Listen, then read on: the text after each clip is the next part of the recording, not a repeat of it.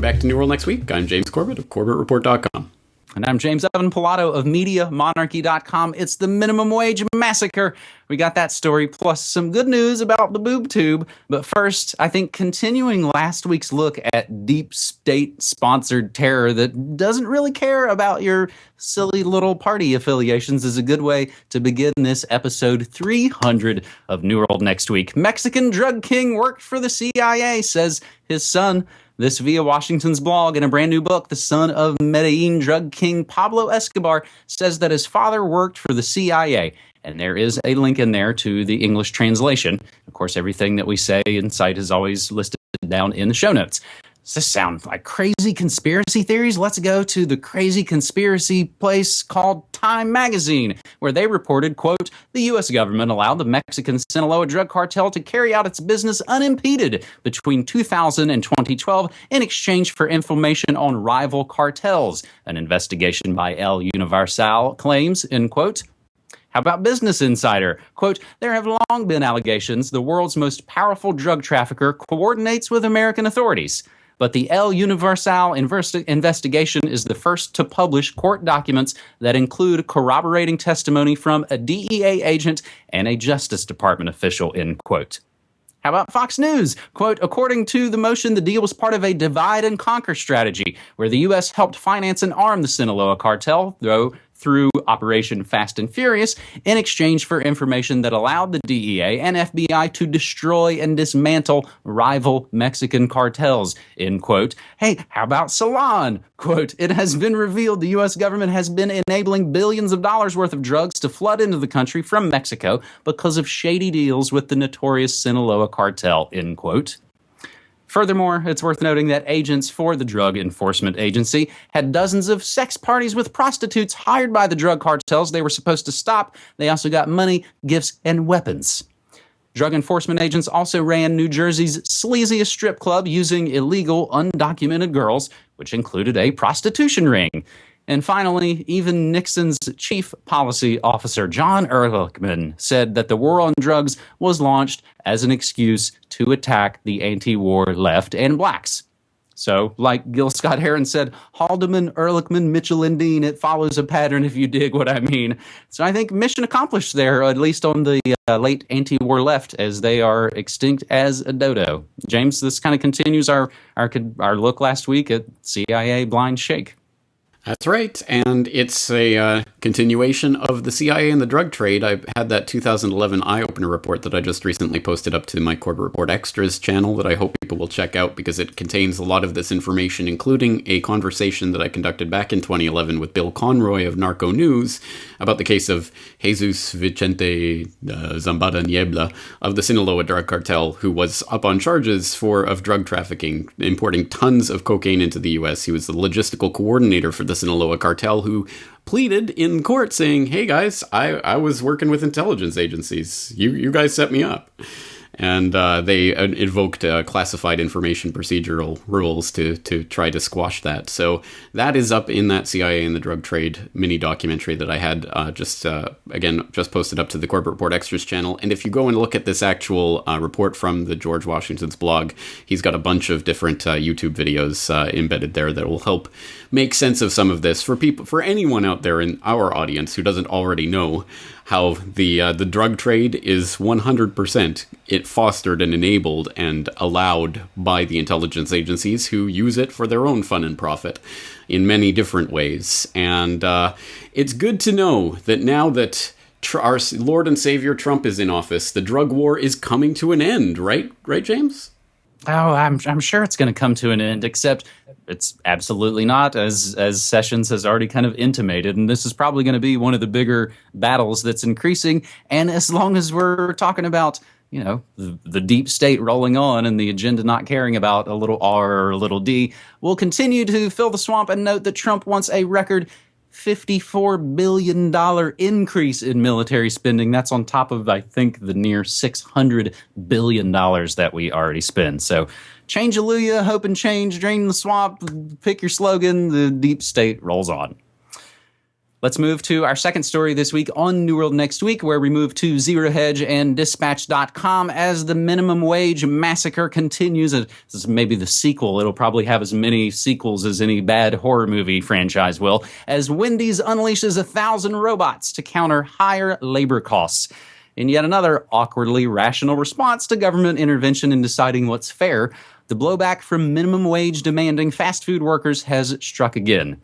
Wendy's plans to install self-ordering kiosks in 1,000 of its stores. That's 16% of its locations U.S.-wide.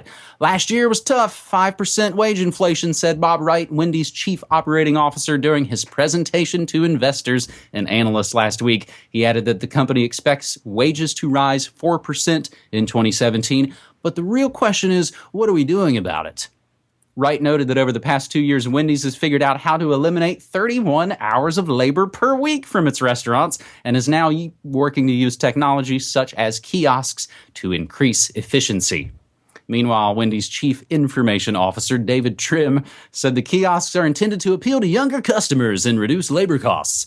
Kiosks also allow customers of the fast food giant to circumvent long lines during peak dining hours while increasing kitchen production.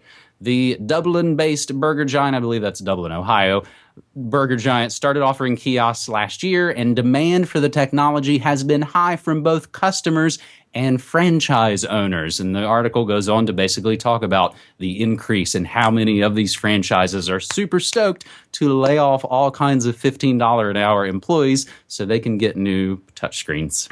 James? You know, it's interesting to look at the responses to this story in the comments and on Twitter and other places, because people raise the important point. Of course, here we have Bob Wright, the CEO of Wendy's, explicitly tying this to wage inflation, saying basically these minimum wage workers cost too much, it'll be cheaper. I think they estimate it'll be 2 years before all of these kiosks pay for themselves, because they won't be paying these minimum wage order takers anymore. And so it's explicitly tied to that. But the point is made, and I think it's a valid one, these kiosks and this automation is happening regardless of whatever wage price these minimum wage workers are working at, whether it's $15 or $5 an hour. It's still, they're going to be doing this eventually, because in the long run, in whatever time frame, it will pay for itself. So I'm not sure that really, honestly, minimum wage, raising it higher and higher is, and expecting that will be an economic benefit to the poorest people rather than finding ways for their jobs to be eliminated is economic pipe dreams. Why don't we just make the minimum wage of $1,000 an hour? Everyone will be rich. Learn some basic economics, people. But the point is still there, that this automation is coming. And it's one of those stories where there's a deeper societal message and problem here, which is that, well, we don't want people to do silly, repetitive, robotic tasks that they hate, that has no value to them in their life. That is not a way to earn a living, and we shouldn't expect people to do that as a way to earn a living, and we shouldn't want people to want those types of jobs. And yet, of course, when this automation comes, in that transition period until whatever comes along that might fill up that gap of the lowest people on the economic ladder jobs, well, those people are going to be crushed under this bus. And what do you do about that? And, Bill Gates and others are saying we got to tax the robots. So is that the answer? Basic income? Universal basic income? Again, I think learning some basic economics might help with dispelling some of that myth. But still, there is a genuine problem here. And I don't think it's an easily soluble one. Certainly not with the toolbox that's on the table right now. So it's one hell of a important story, and as we've been talking about quite a bit in the last year or two, I think this is going to be a bigger and bigger story for more and more people over the coming years. Mm-hmm. James, you took the Bill Gates update there just right out of my notes, so we'll include that in the show notes as well. And I got a few other technocracy updates that we'll include here as related. FriendFace testing artificial intelligence to spot potentially suicidal members. Sorry, suicidal FriendFace users abroad. This tool is only available in Trollmerica at the moment. Google can, which means they will, and which means they did, remotely reset your Google router. And shocker, stuffed CloudPets toys leak millions of photos, voice recordings, and personal information from kids and parents. Another warning that the Internet of Things is a giant pie cloud in the sky disaster. So let's wrap up this episode 300 of New World Next Week with a little bit of good news. Americans have fewer TVs on average than they did in 2009. This comes via Ars Technica. Americans went from having an average of 2.6 TVs per household in 2009 to having 2.3 TVs in 2015, according to survey data from the U.S. Energy Information Agency, EIA. The data comes from the agency's Residential Energy Consumption Survey, and allegedly a more fine, detailed report on this survey is actually coming out in April. So just some of the bits and pieces are available right now. The latest data shows that in 2015, 2.6% of households had no TV at all, a jump from the previous 4 surveys in 2009, 2005, 2001, and 1997, in which a steady 1.2 to 1.3% of households didn't own a TV at all. James, I really like this story for our 300th episode. Americans have fewer TVs on average than they did in 2009, because that's when we started New World Next Week, in October of 2009, I believe. And it is a pleasure here to be with you. I know you had the tie on last week. I'll wear the tie this week to celebrate doing this work for so long. Now, James, if there's anything I've learned from the holy religious dogma of catastrophic anthropogenic global warming, it is that correlation equals causation. There is no doubt. If CO2 goes from 350 ppm to 400 ppm, and over that time period, the global average temperature, however you quite work that out, it goes up 1/100th of a degree, it is because of that CO2 increase. No doubt. Settled science, 100%. Therefore, if New World Next Week starts in 2009, and over that almost 8 year period, people start ditching their TVs in record numbers, it is because of New World Next Week. So I'm going to give ourselves a big pat on the back. We did it. We are getting the American populace to tune out their TVs and tune into real independent media. So thank you, James, for being part of that. And thank you to all you guys out there for helping to spread the word about this. The show, the internet series that is causing people to ditch their TVs. This is the one. New World Next Week. We have been here since October 2009. 300 episodes, give or take a couple of ones that we screwed up and there wasn't video for, so we just released them as audio-only episodes. Those don't count as canon New World Next Week episodes, but they're all up there on the archives. Our sites, both individually, have tens of thousands of articles and interviews and episodes, and we've done it completely listener-supported since then. So hopefully here, 300 more episodes. I'll implore people and thank them for supporting our work via Patreon. I really enjoy Patreon as a nice way for people to give that support.